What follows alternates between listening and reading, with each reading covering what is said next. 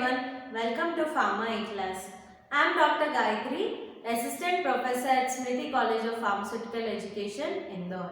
In our today's video lecture, we will discuss about the functions of skin. The synthesis of vitamin D. How is skin involved in synthesis of vitamin D? What does skin have to do with vitamin D? Many of us hear that people who have less calcium or less vitamin D, they are told to sit in under sunlight for some time so that through skin that vitamin D is absorbed, all that, right? We will see what exactly is the role of skin in the formation of vitamin D or the synthesis of vitamin D. Skin is capable of producing a precursor cholesterol derivative molecule by UV rays in the sunlight. जो sunlight के जो UV rays है उससे हमारा skin जो है एक precursor molecule को प्रोड्यूस कर सकता है. जो कोलेस्ट्रॉल मॉलिक्यूल है बेसिकली उसको प्रोड्यूस करने का जो एबिलिटी है वो स्किन में है. ये प्रिकर्सर मॉलिक्यूल किस चीज का प्रिकर्सर है? ये विटामिन डी प्रोडक्शन का प्रिकर्सर है.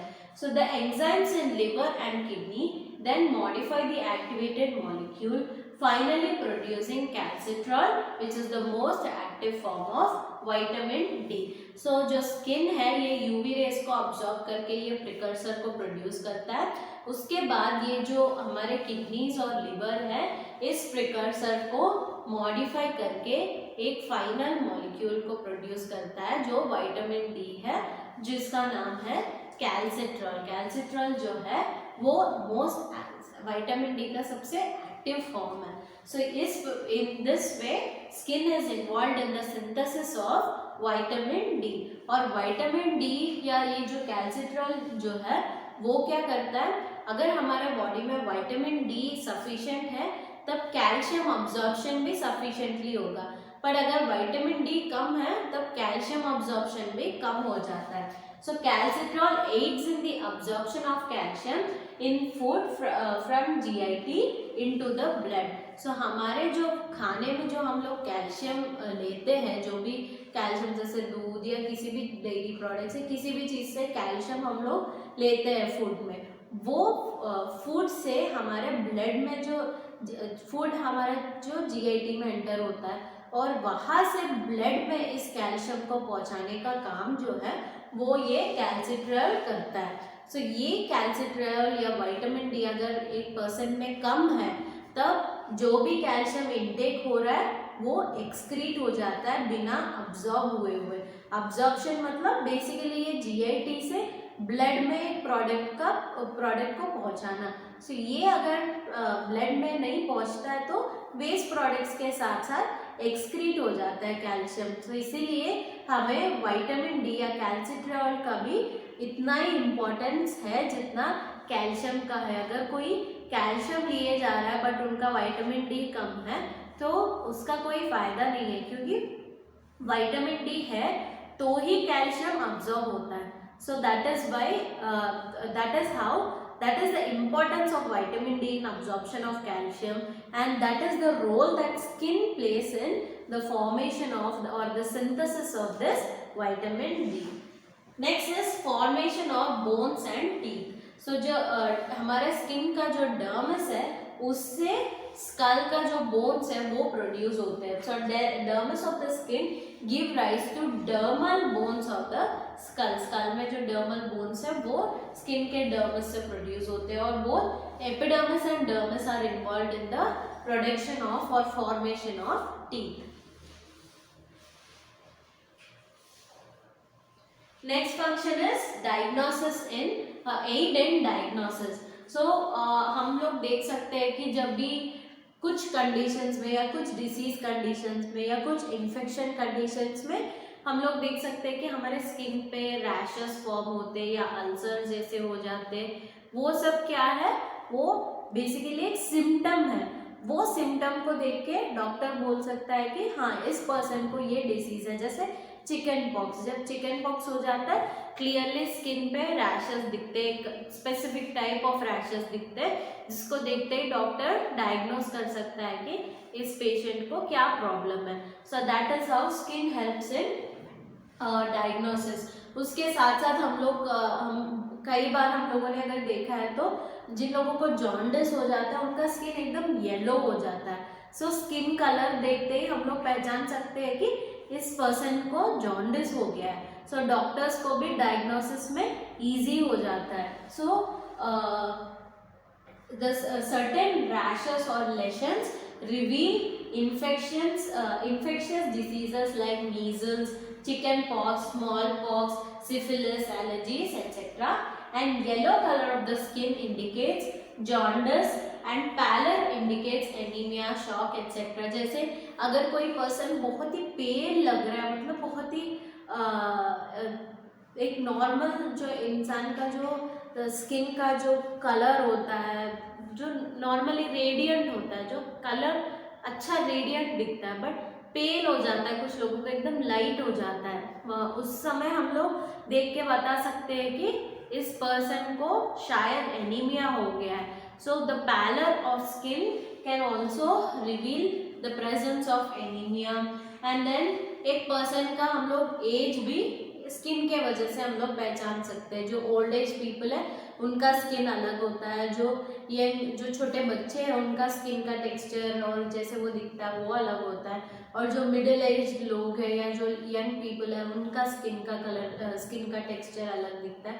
So skin is basically involve in the diagnosis process. So as भी हम लोग अगर किसी को कुछ हो गया है या किसी कंडीशन में हम लोग किसी से बात कर रहे हैं तो हम लोग को हर बार किसी का एज पूछने की ज़रूरत नहीं होती है, राइट। जब हम बड़ों को देखते हैं हम लोग ऑटोमेटिकली समझ सकते हैं कि हाँ ये लोग बड़े हैं, हमसे बड़े हैं। सो उस काइंड ऑफ डिफरेंशिएशन करने में भी हम लोग को स्किन हेल्प करता है। So skin is involve in diagnosis of disease conditions, diagnosis of jaundice, diagnosis of anemia. All such conditions can be done by just looking at the skin. Next is storage of food. So जो हमारा subcutaneous layer है हमने देखा है कि उसमें adipose tissue होता है, और एडिपोज टिश्यू का क्या फंक्शन है, ये फैट्स को स्टोर करता है। So that is the function of skin. Next is colour. Melanin in the epidermal cells provides colour to the skin. So एक पर्सन, हर पर्सन का जो कॉम्प्लेक्शन है या जो कलर है वो डिफरेंट होता है। वो कौन सी चीज़ डिसाइड करता है, वो डिसाइड करता है मेलानिन। सो हर इंसान में मेलानिन होता है। जैसे कुछ डिजीज कंडीशन में या कुछ रेयर डिसऑर्डर्स में एक पर्सन में मेलानिन प्रोडक्शन होता ही नहीं है या बहुत कम होता है। जैसे हम लोग देख सकते हैं कि कुछ लोगों का होल बॉडी और हेयर और आईलिड्स सब कुछ एकदम लाइट कलर हो जाता है। सो हम लोग देख सकते हैं कि कुछ डिसऑर्डर कंडीशंस में मेलानिन प्रोडक्शन होता नहीं है या बहुत कम होता है, जिसके वजह से ये सिम्टम्स हम लोग देख सकते हैं। बट नॉर्मली जो है मेलानिन हर किसी में होता है, और ये मेलानिन के भी फिर टाइप्स है, और उस कौन से टाइप का मेलानिन का कंटेंट ज़्यादा है, कौन से टाइप का कम है, वो एक पर्सन का बेसिकली जो कॉम्प्लेक्शन है या जो कलर है वो डिसाइड करता है। सो और वो किस चीज़ से कंट्रोल्ड होता है, वो जेनेटिकली कंट्रोल्ड होता है। किस पर्सन में कितना क्वांटिटी ऑफ कौन से टाइप का मेलानिन है, वो सब हमारे जीन्स कंट्रोल करते हैं। सो that is about melanin. So melanin is generally it is helpful in producing pigmentation, or melanin is a pigment, right? It produces pigmentation.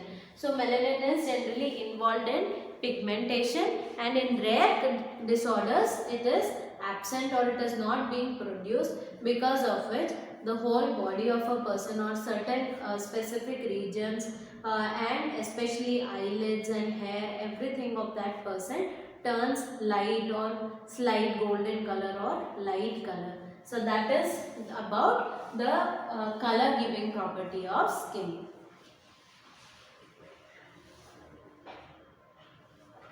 Next is healing of wounds. जब भी हमें एक चोट लगती है या wound हो जाता है, the epidermis of our body, epidermis of our skin has a power to regenerate. जब भी डैमेज हो जाता है उसके बाद वो वापस नॉर्मली रीजनरेट होके वो वूंड को हील कर देता है। जैसे हमारे अगर स्किन में कट हो गया है वो ऑटोमेटिकली कुछ दिन बाद जुड़ जाता है। क्यों? क्योंकि our epidermis has the capability to regenerate, या फिर से फॉर्म होने का कैपेबिलिटी जो है वो हमारे एपिडर्मिस में होता है। Next is absorption.